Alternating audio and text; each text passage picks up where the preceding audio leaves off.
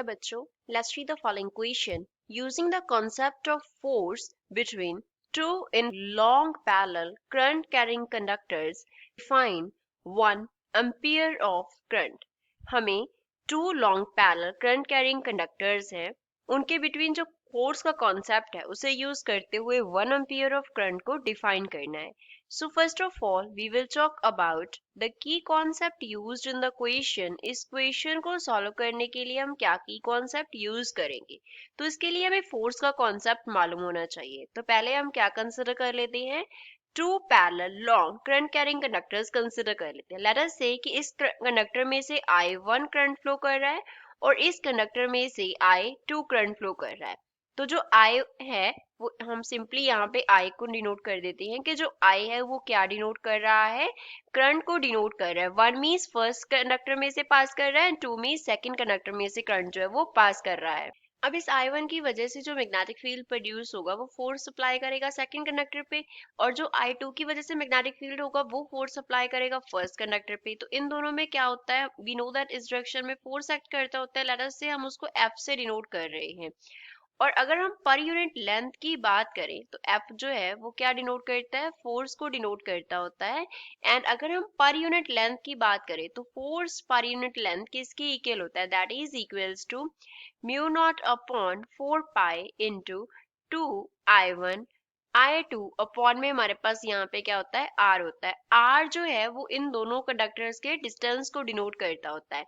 And जो L है वो हमारे पास क्या है, लेंथ को डिनोट करता है. तो ये इन दोनों के बिटवीन फोर्स पर यूनिट लेंथ का कॉन्सेप्ट होता है. अब हमें करंट के 1 एम्पियर को डिफाइन करना है. तो लेट अस से कि जो I1, अब हमें करंट के 1 एम्पियर को डिफाइन करना है. तो लेट अस से कि जो I1 है वो I2 की इक्वल है एंड ये दोनों इक्वल है 1 एम्पियर के.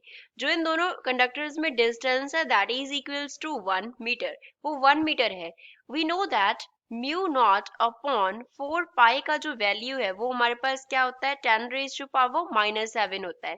तो इन वैल्यूज को यूज करते हुए वी कैन राइट जो फोर्स पर यूनिट लेंथ होगा वो किसकी इक्वल होगा, mu naught upon 4 pi means 10 raise to power -7 multiply by 2 multiply by 1 multiply by 1 divide by हमारे पास क्या हो गया, 1 हो गया. तो यहाँ से जो फोर्स पर यूनिट लेंथ है, फोर्स पर यूनिट लेंथ वो किसकी इक्वल आ गया, that is equals to 2 into 10 raise to power -7 and units क्या होंगे, न्यूटन पर मीटर होंगे.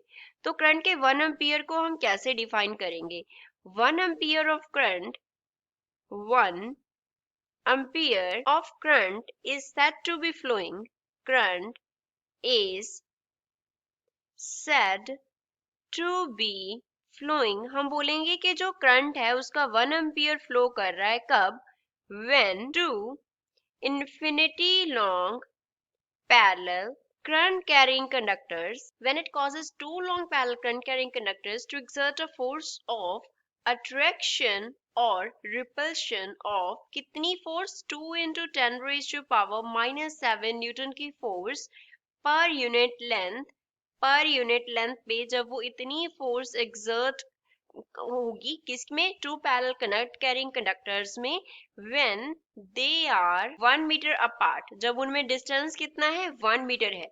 तो जो करंट इतनी फोर्स कॉज करेगा दैट करंट इज 1 एम्पियर. उस करंट को हम बोलेंगे 1 एम्पियर ऑफ करंट.